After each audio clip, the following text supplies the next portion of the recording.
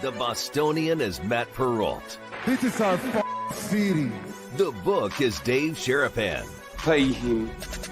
Pay that man his money. Together, they are the Bostonian versus the book. You covered! You covered! 12 covered! Follow the show on Twitter at Boston versus the book. How do you like them apples? Bringing you the best insight on sports betting news, Matt and Dave's daily picks, and an entertaining and unfiltered dive into the sports betting industry. Here's Dave Sharapan and Matt Perrault. And here we go.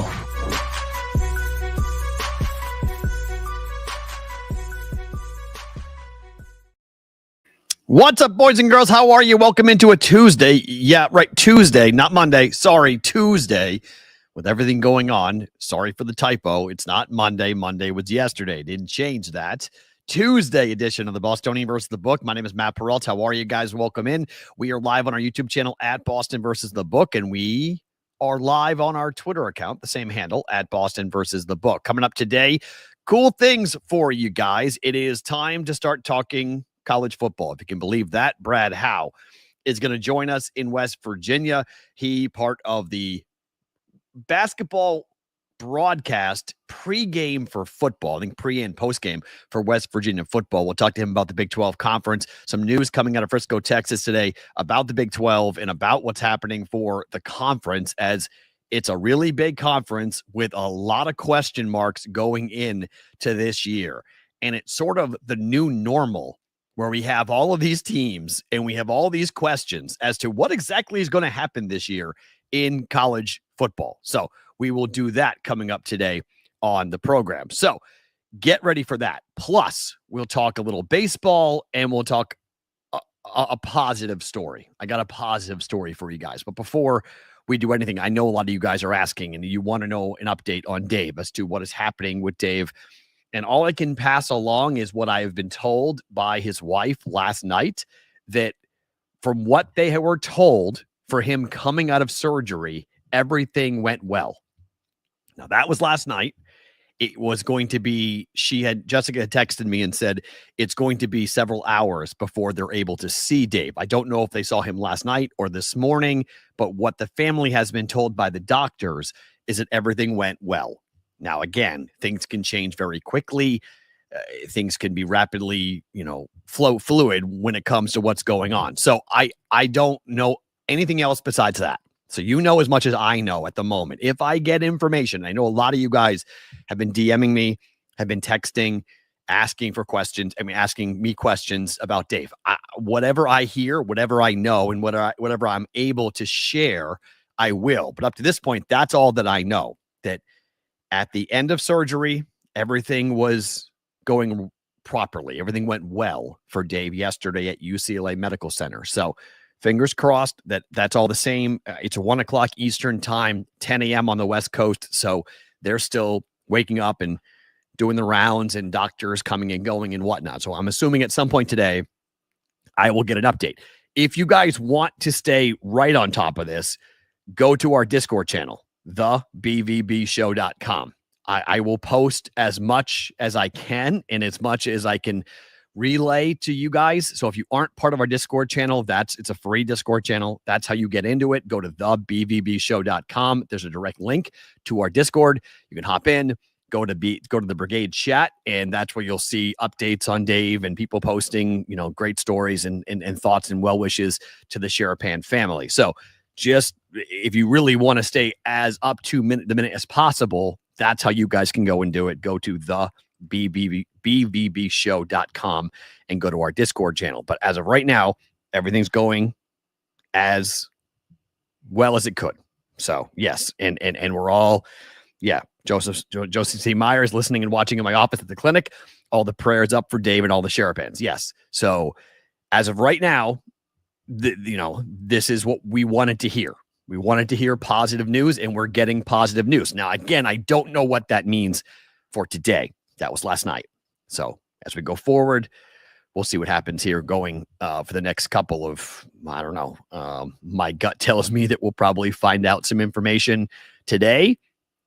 and then we'll see where we go. But I will do my best to keep you guys as up to speed as possible as to how these things are going. So before we get into Brad Howe in West Virginia about the Big 12, opening line is on a guy who I've been a big fan of for a long time that I still feel like is either A, disrespected or just not appreciated as much as we should.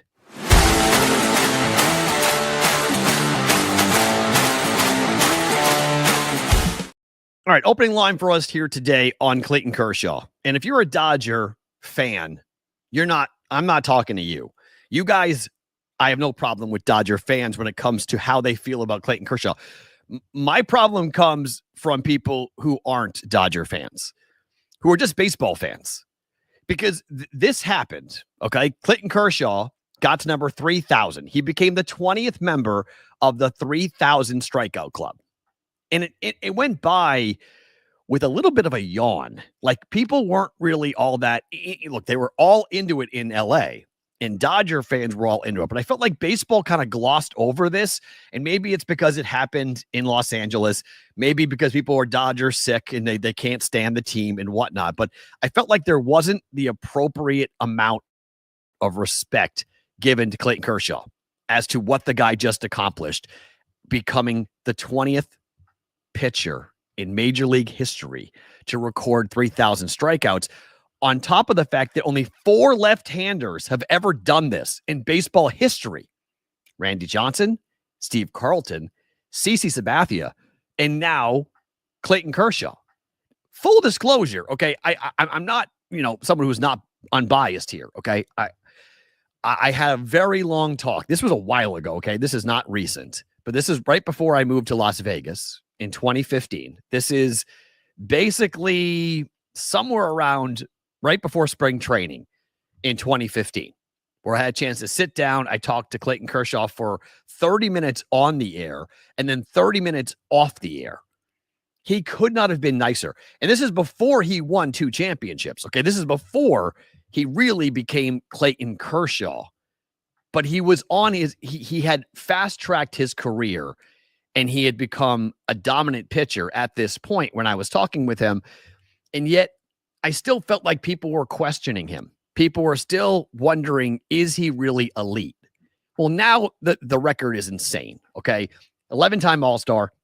He said yesterday, it's a little weird that he's an All-Star this year because he's part of this new commissioners list where, like, he's a pick by the commissioner to put the biggest and best names into the All-Star game. So he's not really all that excited about being an All-Star, but he's a 3-time Cy Young Award winner, the MVP of the league in 2014, 2-time World Series champ. And what he did by number 3,000, I mean, we may never see it again.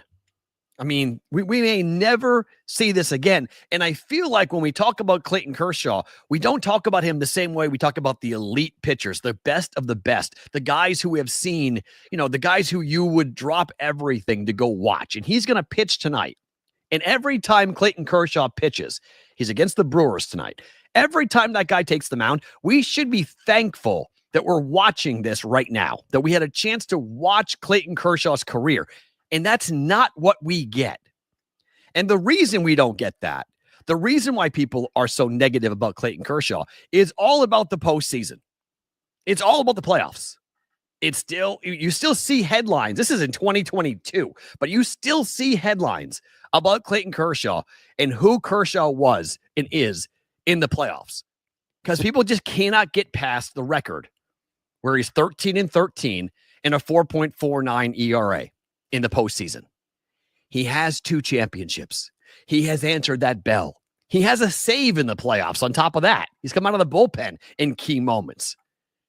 He's one of the best pitchers of all time. And I think when you say that, there is some level of a recoil from baseball people when you say that Kershaw is one of the best pitchers we have ever seen.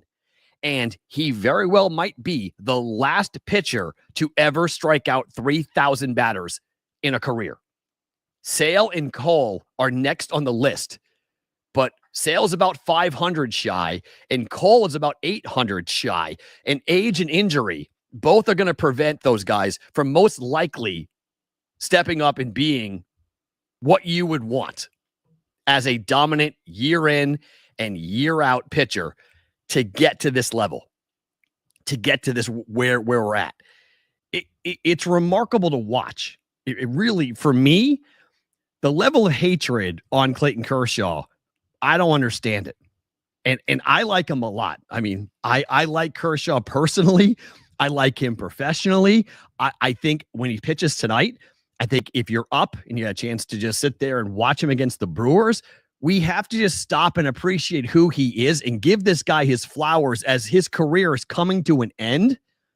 And he was there before Dave Roberts. He was there before Ohtani. He was there before this run where the Dodgers were spending and spending and spending. He was part of the team that everyone said, oh, they're great in the regular season, but they choke in the playoffs. And he was the number one guy that everybody ripped on. Everyone ripped on Clayton Kershaw because he couldn't get it done in the playoffs. And then he won during the COVID year, right? And everyone's like, oh, it doesn't count. And I'm one of them. I was like, well, that's a Mickey Mouse championship. And then they won it last year. And they have a legitimate. See, this was wild. If Clayton Kershaw is not a first ballot Hall of Famer, who the hell is? If you think Clayton Kershaw is on a first ballot Hall of Famer, I don't know what is a first ballot Hall of Famer.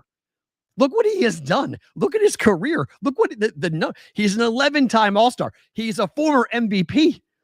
He's won 2 championships. He's got 3,000 strikeouts. Like what do we need? Like what do you need to do today to be a first ballot Hall of Fame? A first ballot Hall of Famer.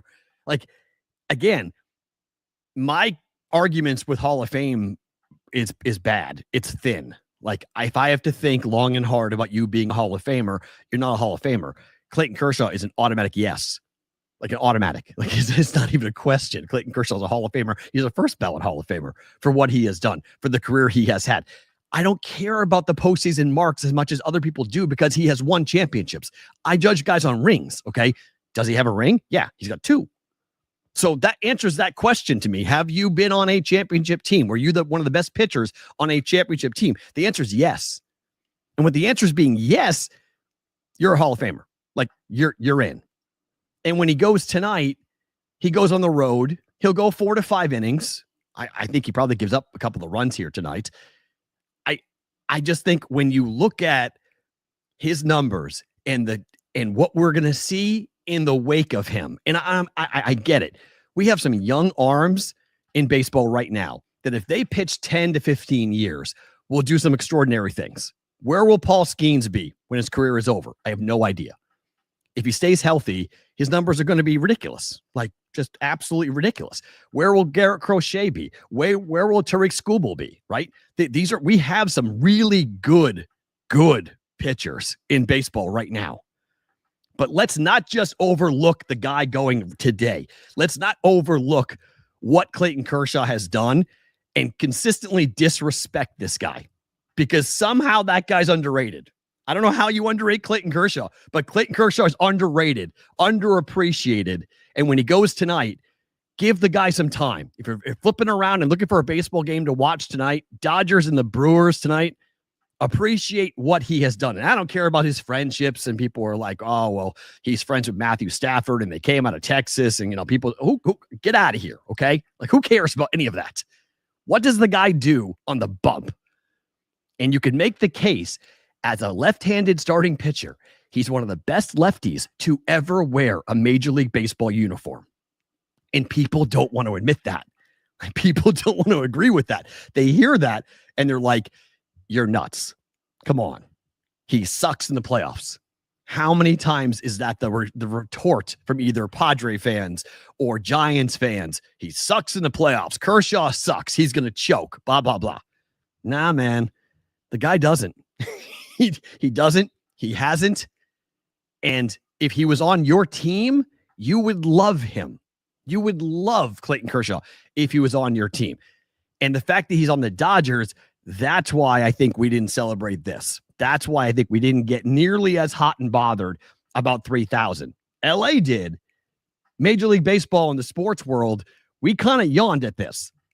This was like, all right, fine. 3,000 strikeouts, big deal. Move on. Again, there's only 3 other names for left-handed starting pitching. Randy Johnson at number 2, Steve Carlton at number 4, and CeCe Sabathia at 18. Kershaw's only 93 strikeouts away from CeCe Sabathia. It's been a remarkable career for CeCe Sabathia. Sorry, for Clayton Kershaw. Remarkable career. He goes tonight. I kind of like the Brewers, though. We'll do that coming up later on in just the picks. All right, let's talk some Big 12 football. Frisco, Texas is where the Big 12 football media days. It's early. I mean, early. I used to go to this every single year, both the Big 10 and the Big 12. I went to the ACC, went to the SEC. I've been to almost all the quote-unquote power conferences for their football media days. I don't remember one being on July the 8th. Like, that is really, really early. But it's a conference full of questions, and I thought, well, let's go talk some college football today with our guy, B. Howe. Brad Howe joining us here on the Bostonian versus the Book. B. Howe, good to see you, my friend. How are you? Thanks for coming back on. Hello, Matt. Always great to talk with you. I appreciate the invite to come on. Love talking some football. Certainly sending thoughts to our guy, Consig. I know you're grinding through without him, so we know he's listening and watching and recovering, and hope to see him back here with you soon. Absolutely. Thank you for that. Okay, so as someone who's in the conference, this is a weird year. There are more questions than answers. I feel like people are still finding out how many teams are actually in this conference. But Going into this year, what's the vibe from West Virginia? New coach, new players, like a whole new team for the Mountaineers, which is not that uncommon for a lot of these teams across the conference and the country, for that matter. Yeah, I think you're right, Matt. It's really wild, isn't it? We've been talking about this now for a few years with the transfer portal the way it is, with guys playing at 3 and 4 schools. It's incredible. And I thought the Big 12 did something interesting this year, and I give them credit for doing it. I'm surprised more haven't followed, but they did away with their preseason media pool this year for that reason. How do you possibly start to handicap these different conferences? And I think the Big 12 may be at the top of that list. The last 2 seasons in that poll, the team that was picked to finish last wasn't even remotely close to last. It was West Virginia 2 years ago, picked to finish at the bottom of the conference. They went on to win 9 games and won their bowl game. Last year, of course, it was Arizona State, picked to finish last, went on to go to the college football playoffs after winning the Big 12. So this year, the Big 12 said, you know what, we're not doing it. We're not going to pick a preseason. We're going to have preseason awards, a preseason first team all offense and defense, but we're not doing team standings. And quite frankly, I think that's pretty smart. I mean, we can have a conversation here about some teams we think are going to be pretty good, but you asked me specifically about West Virginia, the team that I'm most intimately involved in. And Matt, you talk about, listen, I know you're not having me on here to say I don't know to you, but you talk about an I don't know. 70 new players for Rich Rodriguez. It's a whole new staff. Rich Rodriguez is back for his second tenure at West Virginia. 70 new players on this roster. How possibly do you begin to handicap a team like West Virginia? Could West Virginia be the 2024 version or 2025 version of Arizona State? So Arizona State last year with Kyle Dinningham came out of nowhere. No one expected what they did. No one expected a playoff run with what they had with Scottaboo and company. Is that maybe a good thing that nobody knows anything about West Virginia and thus the expectations are quite low? Yeah, expectations are definitely low, and you know this. You follow it every day. You talk about it on your show. I mean, if you look at win totals, it's down in the 5 and 5.5 range. It's one of those things. I don't know that this team has enough to get all the way to a Big 12 title.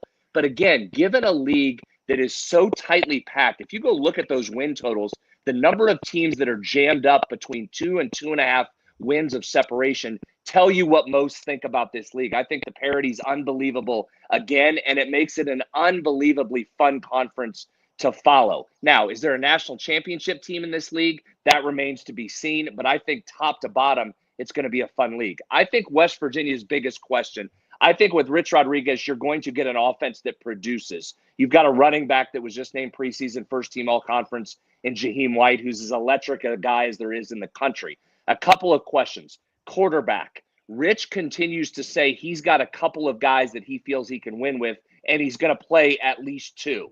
And normally, Matt, this time of year, coaches say that stuff to you, and they're just not telling you the truth. I've actually said to Rich, off the record and on camera, all right, you're lying to us. If you think you got 2 quarterbacks, you got none. Come on, enough of the BS. And he says, absolutely not. I got a couple guys I'm going to play.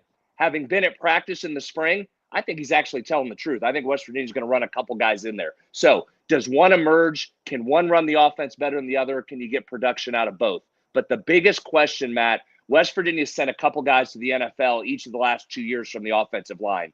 That's where it's a total rebuild. There's a lot of power 4 guys in place, but there's basically 12 guys competing for the 2 deep on the line. None of them have started more than 1 game for West Virginia. So you talk about a massive question mark on a team with question marks. It's the offensive line, and that's certainly West Virginia's biggest question.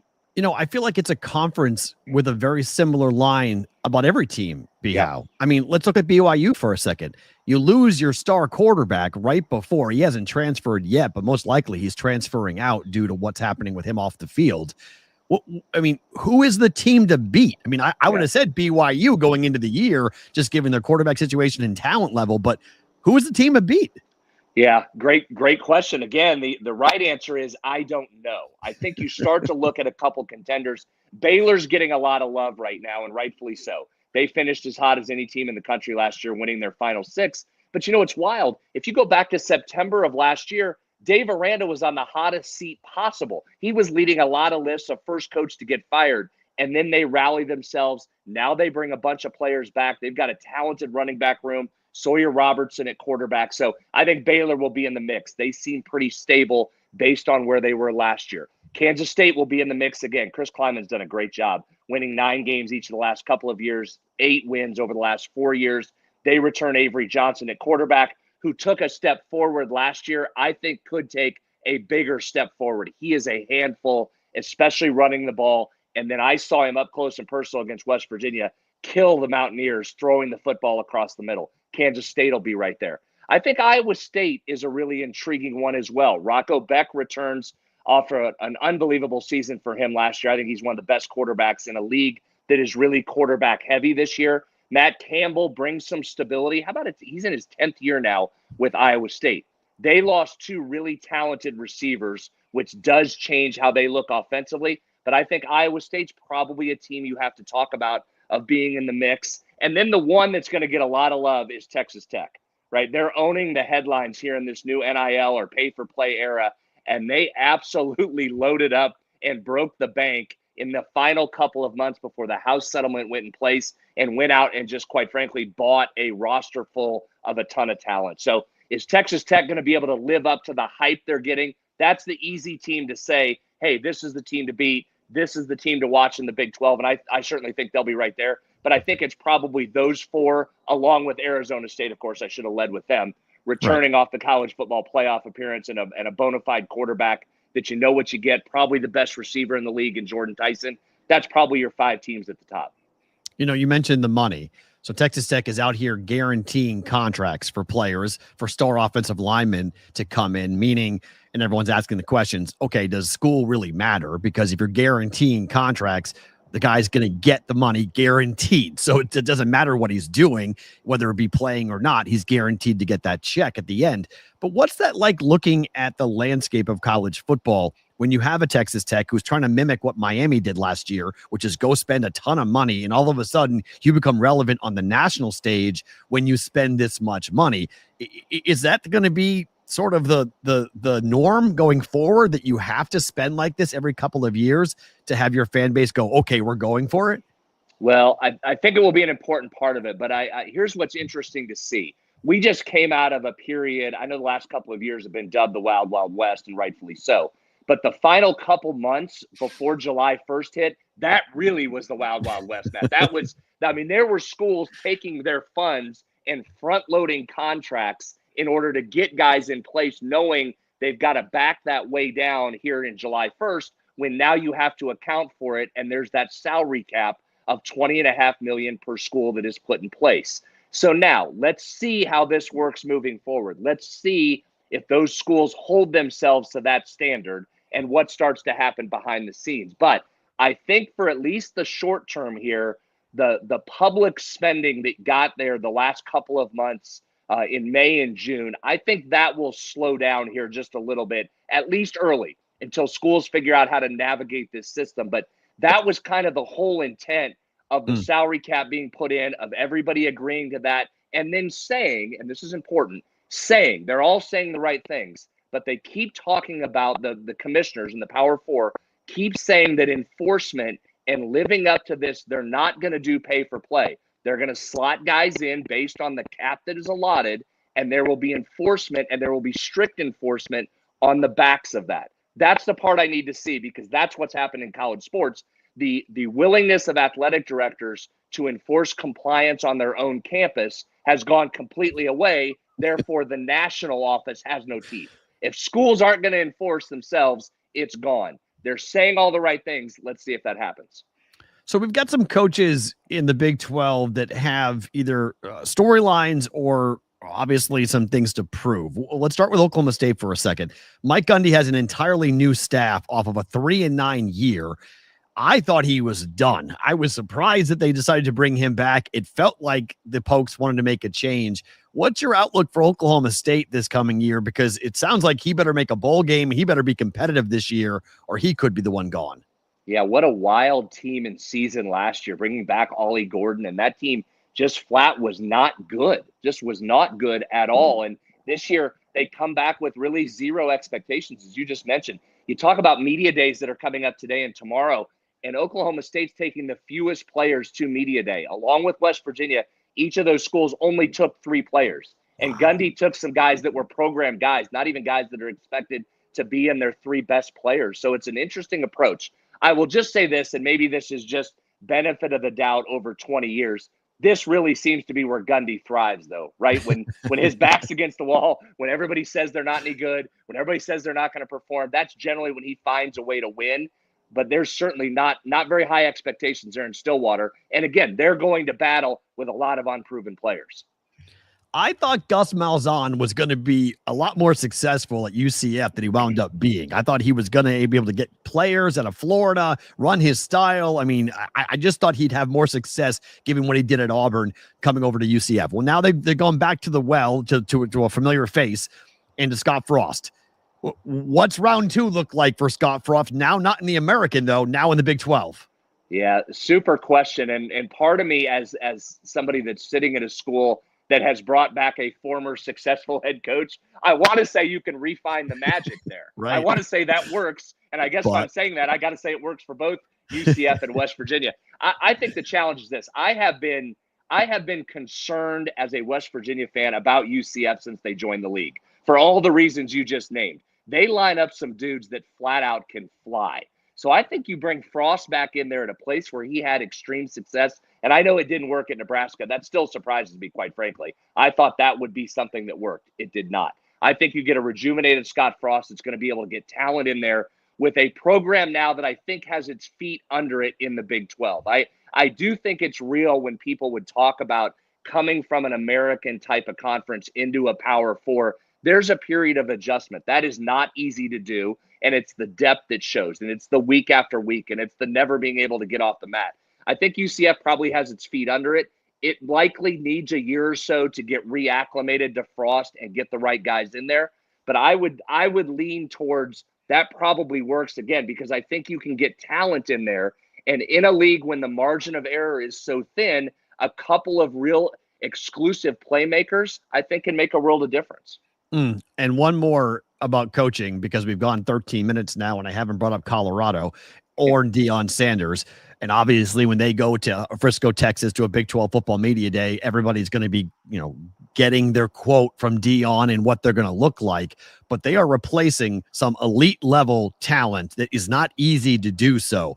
We questioned Deion the first time around. Can he go and get elite level talent? Okay, he answered the question the first time. What about the second time? Can he replace Travis Hunter? Can he replace his son at quarterback? Like, what's the Buffalo outlook for next year? Yeah, tremendous question. And you hit all the key points right there. From a media day perspective, it's interesting. They're bringing both of their quarterbacks in. So West Virginia and Oklahoma State are 2 of the 5 schools not bringing a quarterback.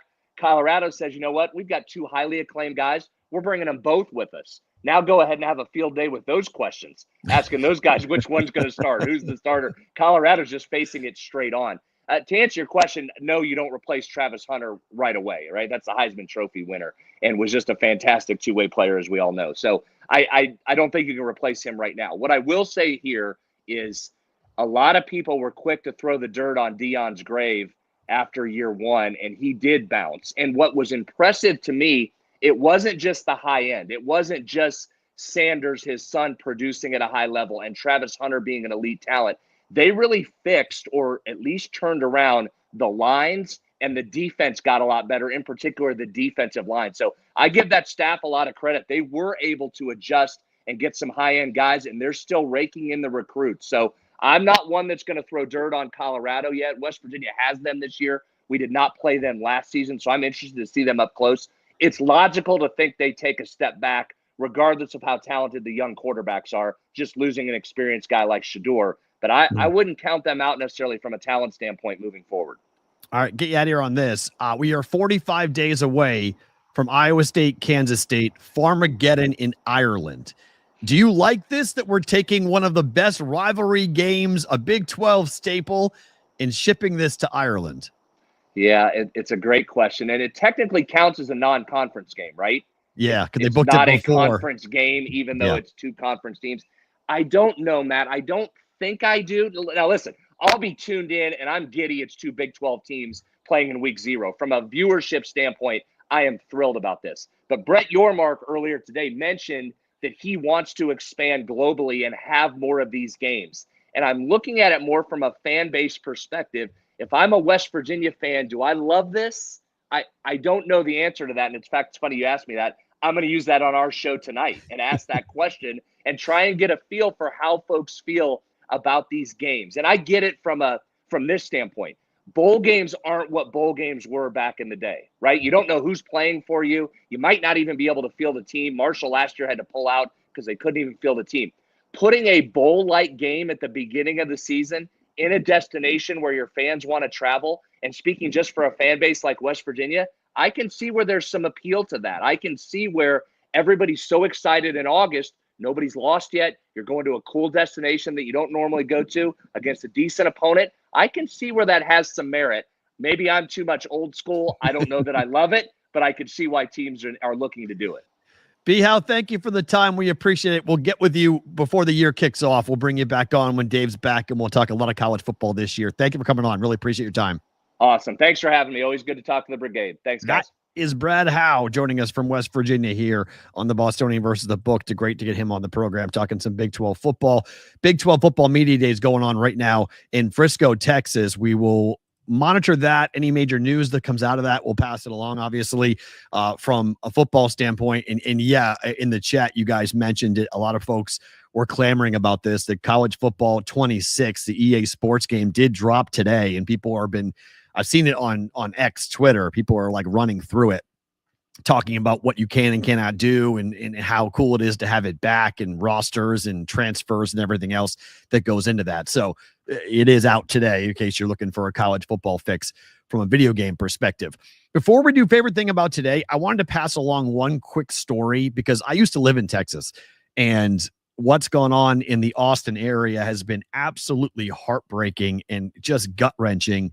The loss of life that happened from the floodwater that came rushing down from that freak storm that hit outside the Austin Hill Country area. And if you know that area, you know what storms can do and how much water can fall and what the rivers can look like very quickly. I lived in Houston, so I'm used to how quickly floodwaters can rise and how they preach, daily in the summertime about floods. This story caught my attention because it's unbelievable. Coast Guard Petty Officer Scott Ruskin saved 165 people who were in the Central Texas floods. This guy was a finance guy on Wall Street and decided to go and be a part of the Coast Guard. Texas is on the coast, yes, but Austin's not, okay? So this was a 1-hour flight from where they were on the coast in the Gulf of whatever you want to call it, Mexico, America, whatever. And they had to come inland to Austin. This was his first official rescue, and according to him, it took them 8 hours for what should have been a 1-hour flight due to the weather they were dealing with and how bumpy and how tough it was to get through, to get to the flood area, to start saving people who needed to be rescued. His quote to the New York Post was, honestly, I'm mostly just a dude. I'm just doing a job. This is what I signed up for. And I think that any single Coast Guard rescue swimmer or any single Coast Guard pilot, flight mechanic, whoever it may be, would have done the exact same thing in our situation. That's what we were asked to do, and we're going to do it. Any one of us. If any one of us was on duty on that day, they would have done the same thing as us. We just happened to be the crew that got the case. 165 people got saved by this guy. Now, my stepfather was in the Coast Guard. Coast Guard folks don't get a lot of love. That's to you guys in the Coast Guard. If you guys are in the Coast Guard, ex-Coast Guard, if you have family members in the Coast Guard, that story's for you guys. 165 people. That guy saved 165 people in the floodwaters. Unbelievable story. Bravo to that guy. To, standing ovation to him, saving people when they absolutely were at their lowest. Very, very cool. Yeah, 100% to the Coast Guard. Thumbs up. Power arm, whatever you want to do. Really cool.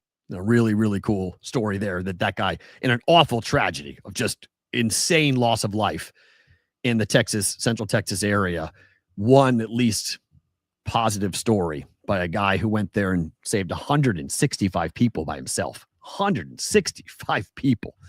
Unbelievable. Let's talk about what happened last night because there's some good stories to jump into.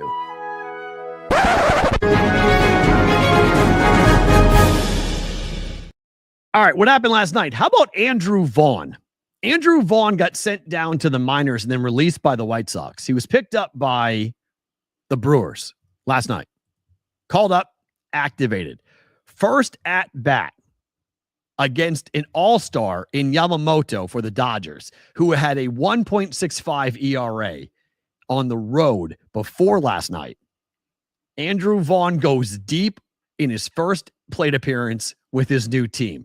Andrew Vaughn became the 5th player in Brewers history to hit a home run in his first plate appearance with the team, the first since 2006 when some guy named Gabe Gross did it and hit a home run. How about Rob Deere back in 1986 and Royce Clayton back in 2003 accomplished similar things by going deep in that 9-1 win for the Brewers over the Dodgers. LA now has lost 4 consecutive games. We talked about Kershaw there in the opening line. He's a small favorite. Why? Why are the Dodgers? It's amazing. The Dodgers and the Yankees right now, if you're paying attention to Major League Baseball numbers, like there is legitimately a Dodger tax and a Yankee tax, which is there normally anyway, just because of the betting public, but it's completely irrational right now to make the Dodgers favorites again after they lost 4 games in a row and making the Yankees favored consistently against the Mets when all they were doing were losing. They had lost 4 in a row, 5 in a row, and 6 in a row, and they kept on being made favorites every single day, and they lost all those games. Like, it just doesn't make any sense. Like, why are the Dodgers favored against the kid for the Brewers? Because Mizorowski goes tonight for the Brewers, who has done nothing but mow down everyone he has faced. He has not given up a run yet at home. And he's a dog? He's a dog. Really? He's a dog. Like, why are the Brewers dogs tonight to the Dodgers? It makes absolutely no sense. The Toronto Blue Jays are now 53-38 on the year. They've won 9 straight games. This is the longest streak since 2015. And whenever I talk about the Blue Jays, whether it be on this show or another show or on different, platforms, the answer I get back is it's July. It's July. We don't care about the Blue Jays. It's July. I get that. Okay, I do. But some of the numbers for the Blue Jays have to make you at least pause a second as to who they are this year. Not who they have been, but who they are this year at 53-38. They're a team that has to be taken seriously. They have a 3.5 game lead on the Yankees. They have a 4-game lead on the Rays and a 6.5 game lead on the Red Sox. They're 32-16 at home. Only the Houston Astros at 32-15 have a better home record in the American League than the Toronto Blue Jays. They now have a plus 16 run differential, which before this streak, they were underwater there. They've scored 420 runs. They've given up 404 runs, but they're now nearly back to 500 on the road. They're 21-22. If they play 500 baseball on the road and they go, some ridiculous 20 games over at home, the Blue Jays are going to be in the playoffs, and the Blue Jays are most likely going to win the American League East. Like, they are right there. Come here at the All-Star break.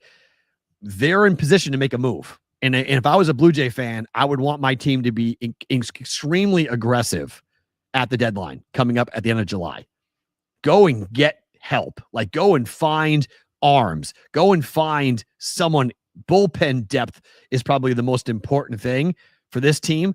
But starting pitching wise, I mean, Scherzer needs to be healthy, okay? And they need to get Max healthy. And he's going to start on Saturday, which is good. He's been dealing with a thumb and a forearm issue. So you need Scherzer to be back. That's huge. But so far, Chris Bassett and Kevin Gossman have been tremendous.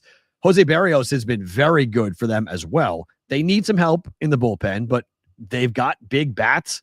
They got guys who are having big years. Bo Bichette's having a great year. Vlad Jr. is having a big year. Toronto's for real. Like, Toronto is 100% for real. It's been wild. And this is just because, and I'm sorry to do this to you, Pirate fans, this came up yesterday. This is insane. Pitchers in Major League history with an ERA below 2 and a losing record. And a losing record in his first 19 starts of a season, Paul Skenes, 2025. That's the list.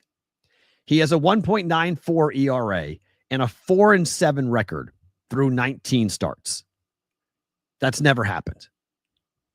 It's never happened before this year. And that's why people are talking about Skenes and the trade deadline. And that's why people are saying that there could be news there. There could be something where, Skenes may ask for it, or maybe the team feels like now is the time to move him to go get as much help as possible. If you're a Pirate fan, you're furious at that stat. Like, that stat has to make you just, go take the dog for a walk, being that mad, because he's so good. Skenes is so good. And you have a generational pitcher. You have an absolute generational pitcher, and you cannot win. you cannot win. Good point, Jimmy Football. It is shameful. It's wild to watch that team right now. When he pitches, they simply cannot give him run support, and they can't win either. How about some picks?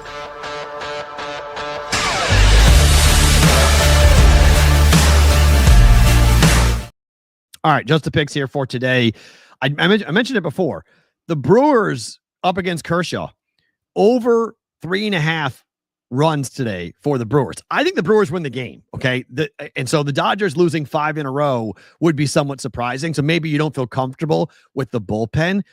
But the Brewers are going to score against Kershaw. They have been, since June 1st, they have been the best team in Major League Baseball against left-handed pitching.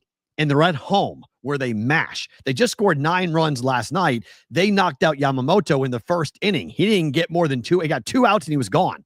Gave up 5 runs in that game, including that 3-run home run to Vaughn that we talked about earlier in the show.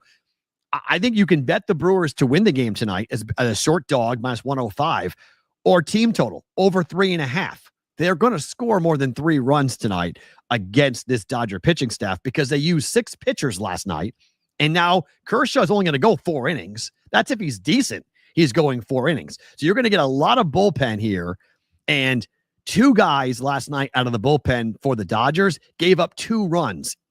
Each guy gave up 2 runs. So even if Kershaw gives up 2, 1, whatever, we go to the bullpen in the 5th, 6th, 7th inning, we're going to see runs being scored. Now, the Dodgers very well could score a bunch of runs tonight. Mizorowski hasn't been tested against this type of lineup yet. But he's the phenom. I mean, this kid has been absolutely must-watch television. So, again, I mentioned it earlier, but if you're looking for something to do tonight, watching the Dodgers and the Brewers, I would 100% do this. Jacob Mizorowski, so far in games at home this year, he's 2-0 with a 0 ERA. He has not given up an earned run yet in 10 innings at home. He has walked 6 batters, but the opposing batting average in the 10 innings that Mizorowski has pitched so far is .067. .067. Enjoy that, okay? Brewers team total over 3.5. Brewers on the money line as well to win. It's cheap. It's -105. We aren't going to get many games with Mizorowski at -105 the rest of the day, the rest of the season. Just take this, bet it, and say thank you, because I do think the Brewers win. But if you're nervous about the Dodgers and betting against them losing 5 in a row, 100% go ahead. Take the Brewers team total over 3.5. They've been the hottest team against lefties so far here since June 1st in Major League Baseball. Second play, Red Sox, Rockies, over 9. Look, these two teams, it's Freeland Day for one thing, and it's Bayo Day for the other. The Red Sox scored 9 runs yesterday. They gave up 3. 9-3 final. Total is now down to 8.5 at certain books. We're betting under. I have no idea. You can get a better number than when I bet. Over 9. Kyle Freeland is still a guy who has a 4.5 ERA on the road. He's 1-5, opposing batting average of .280, and the Red Sox crush lefties. They crushed a lefty yesterday in Gomber, and they're going to crush a lefty today in Freeland. Red Sox on the run line and the game to go over, because I do think the Rockies are going to score on Brian Bayo. I know he's been decent, and that's one reason why I think the under is going to come in, because the Red Sox may score, say, 5 and win the game 5-2. That's what like the projections are. He's got a 3.6 ERA at home. He's 3-2, opposing batting average of .257, 22 earned runs in 55 innings worth of work for Bayo at home. 5-3 win last time out at home against Cincinnati. He was good. 5 innings, 2 earned runs. Pitched before that, 9-0 loss at home to Toronto. He went 6, 3 earned runs. Bullpen came in and got tattooed. Lost the game 9-0. I think he gives up runs. I think Boston scores. We're going over 9. You can get 8.5 now in the market. Numbers being bet down. I think you bet over. Rockies, Red Sox, over 9 here. It's a little expensive. You can get 9s in the market at 110. It's -145 for the over at 8.5, but there are 8.5s in the market if you want to go bet that to the over.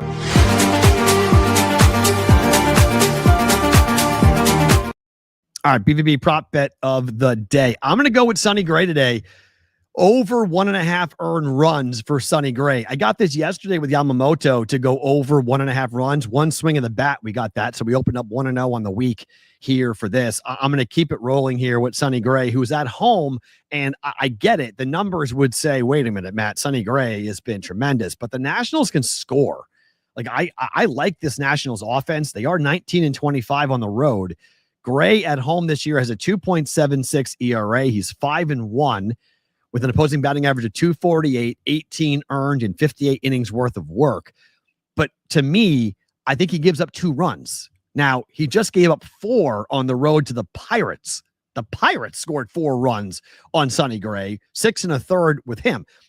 Against Cleveland, it was a 5-0 complete game shutout. That was his best start of the year for Sonny Gray. Time before that was a 6-5 win where he went 5 and gave up 1 earned run. He gave up 6 earned runs to the Brewers on the road. So on the road, he's been somewhat up and down. At home, he's been a little bit more consistent. But, I mean, again, this is one swing of the bat for a Nationals team that hits home runs. They can score. So, I mean, and they have been scoring. Over 1.5 earned runs for Sonny Gray today. I think we're going to see some offense for the Washington Nationals.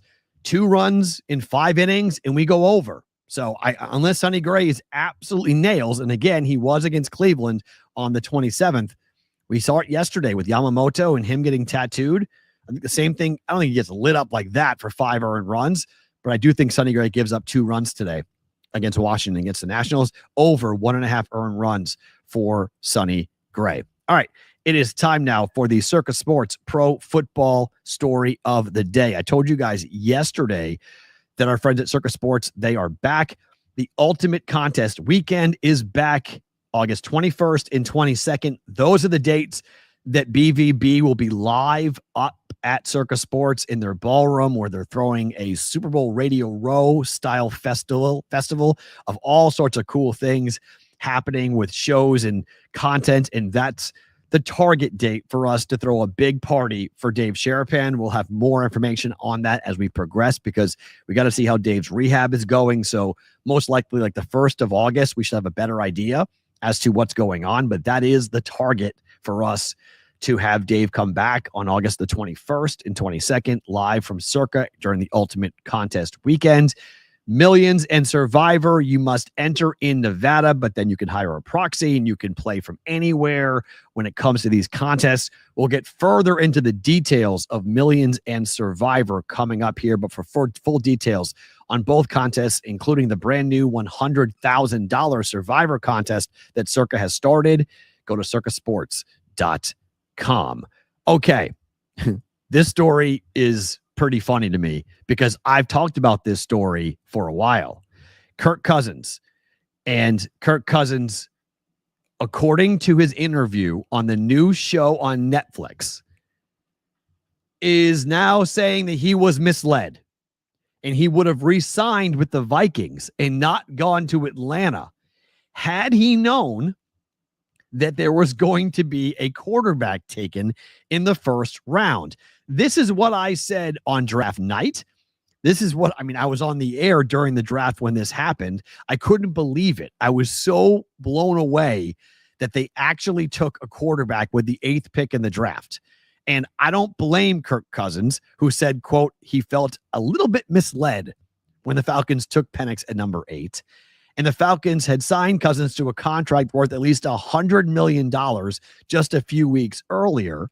He thought he was going to a team that wanted him to be their franchise. Well, in reality, that wasn't the case. That the team thought Kirk Cousins was a nice option, and they wanted to go and look in the future for who could be even better than Kirk Cousins. Until they took Michael Penix Jr., who did end up playing last year for the Falcons because, well, Cousins wasn't any good. Cousins got off to a 6-3 start. Then he got a hard hit on his arm in week 10, and things kind of spiraled from there. And he never, according to his mind, he never was right the rest of the way. Penix took over in week 16. He went 1-2. And now most around the league expected the Falcons to cut Cousins, but it has not happened yet. Kirk Cousins is still under contract. The Falcons picked up his bonus, a $10 million bonus in March, and he's on the roster heading into training camp. So, essentially, it's going to be up for grabs. Who is going to be the starting quarterback? But Cousins is worth more to the team as Penix's backup than playing somewhere else, according to the front office, especially since the Falcons are on the hook for $27 million of his salary either way. Whether they cut him or they have him on the roster, they got to give him $27 million. So you go to camp, go beat the kid out if you're Kirk Cousins. But I don't blame Kirk Cousins. He was done dirty. The Falcons did him dirty. There's no other way around it. Now, they don't owe him anything. That's what the money's for. Okay? That's what the money's for. They gave him $100 million. So stop crying, Kirk. You got $100 million. But it is understandable where Cousins would be like, hold on a second. What's going on? You guys did what now? I came here to be part of this franchise. Yes, $27 million to be a backup. But WB Punch Drunk, he's $27 million to be cut too. It doesn't matter what happens. The way the contract is written, they owe him $27 million regardless. And yes, I do believe in King of Car Seats. This is my point too. Incompetence. Yes. What in the hell were the Falcons doing? I have no idea. Taking a quarterback that high was the same thing I said to the Steelers when they went ahead and signed Justin Fields and they got Justin Fields to go come in and back up Russell Wilson. Why are you introducing a quarterback controversy on purpose? It's one thing to have a quarterback controversy. It's a different story when you're intentionally doing that. You don't have to have a controversy. You want a controversy because you're the ones introducing the controversy to the roster. So that's what confused me the most when it came to what was happening with that. I am still surprised that Kirk Cousins hasn't demanded a trade. to go somewhere. But he's Kirk Cousins, and he's just like your Kirkland Costco dad. And he just wants to, he just wants to be the nice guy. Doesn't want to rock the boat too much.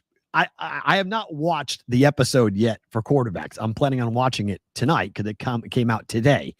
But it's going to come out today, and everyone's going to watch it. And we're going to watch and see what Kirk Cousins says about feeling misled and feeling like, hey, I thought the team wanted me, and then the team didn't want me. Like, you thought you had the girl, and then the girl went and, decided to say, well, what do you mean? We have an open relationship. Like, we got multiple options here. So I don't know. I think there's interesting times to watch on this. Yeah, it is very similar, Josie Myers, to the Giants when they signed Russell Wilson, Jameis Winston, and drafted Jackson Dart. Yes, in a similar way. The problem is Wilson and Winston got 1-year deals. Winston and Wilson were not promised to be the guy for 3 seasons. Like, Cousins thought he had 3 years left, and that's why he left, because they drafted J.J. McCarthy. Remember, the Vikings took JJ, and he was like, all right, you drafted JJ McCarthy. I'm going to go and sign with the Falcons because you guys have your quarterback, so I'm good. And that's how Sam Darnold wound up going to the Vikings, and then Sam Darnold resurrected his whole career last year. So that's how that carousel worked. And you can't really fault Kirk Cousins when he went to the Falcons for $100 million. He thought that he was going to be the guy. Like, he thought that was his team. And then they took Penix at number 8, and he was like, wait, what? Because I was like, wait, what? You did what? Like, come on, bro. Like, you don't do that. You take a player who can help you right now, or you don't sign Kirk Cousins. One of the other. Like, get a bridge guy. Like, there's Joe Flacco's of the world for a reason. You don't need to sign a guy for $100 million to be a bridge. That's ridiculous. But that's what they did. So I don't blame Cousins for being upset. I don't blame Falcon fans for scratching their head, saying, what is going on? You're putting us in a salary cap hell for 3 years, and we're going to have a $27 million backup. That's right. $27 million to a backup, or you're going to cut him and pay him $27 million to go play somewhere else. You owe it to him regardless.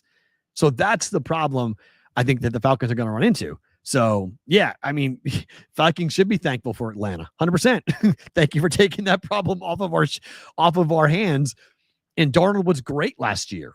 Now, what does J.J. McCarthy look like this year? We'll see. Obviously, the injury early to his career will hamper his development, but thoughts and expectations are high for what is going to happen here for the Vikings this year under J.J. McCarthy. So, I'll be curious to watch this tonight. We'll have a chance to kind of take a look at it. News of the industry, and then we'll do a quick bonus time after that.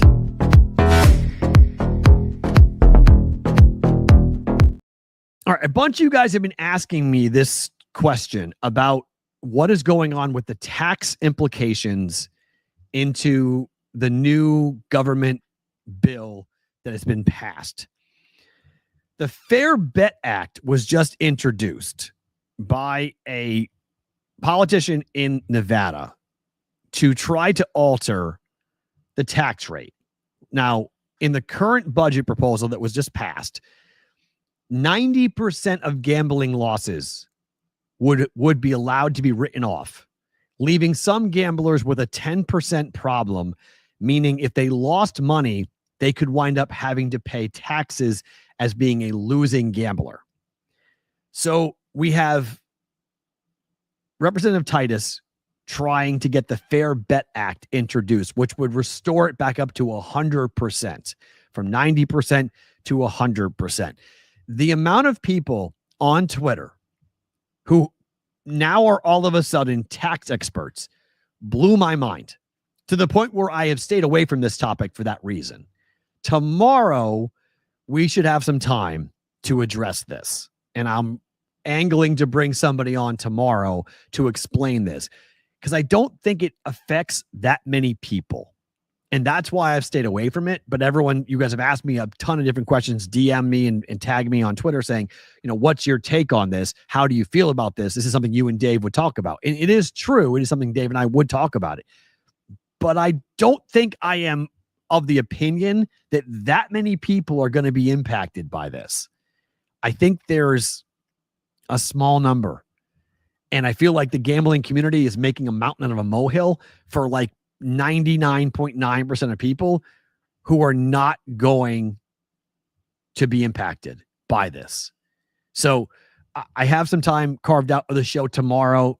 It's a good Wednesday topic. We'll get into it more tomorrow and talk about it. I have a guest I'm angling to bring onto the program for that. And so we'll do it tomorrow. So the answer to the question, what do I think about it? How do I feel about it? Tomorrow. We'll talk about this more in depth tomorrow. But I don't believe even professionals. I'm not sure how many professionals even are going to be impacted by this 90% tax law that has been put into place, and whether or not there's bipartisan enough support to roll it back to 100%. It may be one of those things that most politicians don't care about, and so they just go ahead and say, there you go. So we'll do that. And Ish, if you're an accountant, you got to be dying laughing. The number of people who have been citing tax law on gambling Twitter drove me nuts. I was like, can we please stop it? Like what are we doing? And yes, this whole gambling thing is getting too complex. Racone, you're not wrong. You're not wrong. So we'll get into that more tomorrow, and we'll answer the question, because I'll bring somebody else on to go ahead and to answer the questions, because it made my head hurt reading all the tax implications people were trying to claim, all the different, like going back. Well, actually, it's tax code this. Well, actually, it's section 453. Actually, no, I was like, oh my gosh, what are we doing? We'll do that tomorrow. If you guys are live, don't move. Bonus time on the other side. If you're on the replay on Sports Grid or SiriusXM, thank you for being here. We appreciate it. Thank you to Brad Howe for coming on. Bonus time next.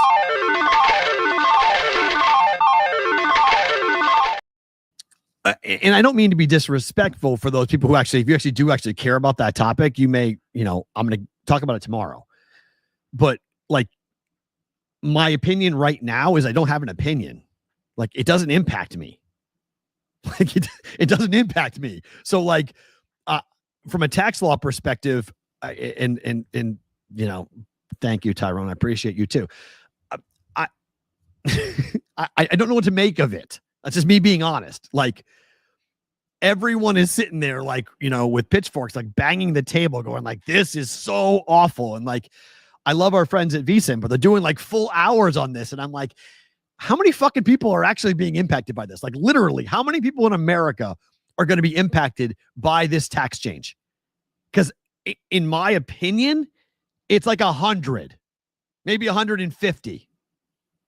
Like, there's just not a lot of people out there that are worried about, hey, if I gamble and win 5 million, then I lose 5.2 million, or if I win 5 and I lose 4.8, I'm going to get taxed. I can only claim 90% of all this. Like, how many people in the world is that impacting?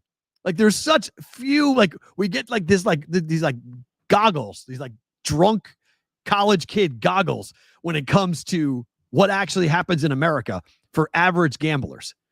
And I just don't think average gamblers gives a hell about any of this. Like, and I'm shocked that Dean Titus even went ahead and did this. I'm shocked that we've even had this pushed, that we're even getting into this to now, she's gone, right after it. And Dean Titus has been, I'm going right to this and I'm going to save everything. And I know there's some, like, Circa Sports cares about this. Okay. There's people that go and bet at Circa that care about this. And I've seen Derek Stevens and others thanking Dean Titus for the fair bet, which is fair accounting for income realized from betting earnings taxation. Good job, Eric. Appreciate you with that. That's what the Fair Accounting Act comes into. So we'll get into that coming up tomorrow. But yeah, the average gambler, the average gambler would not be impacted at all. People just want to make a big deal out of things. Yes, I completely and totally agree on that. Jimmy Football, I have heard from Butchie. He's out of pocket, but he was DMing me earlier, so I have heard from him today. But yes, he's around. He's just not in the chat today, but I did hear from him today.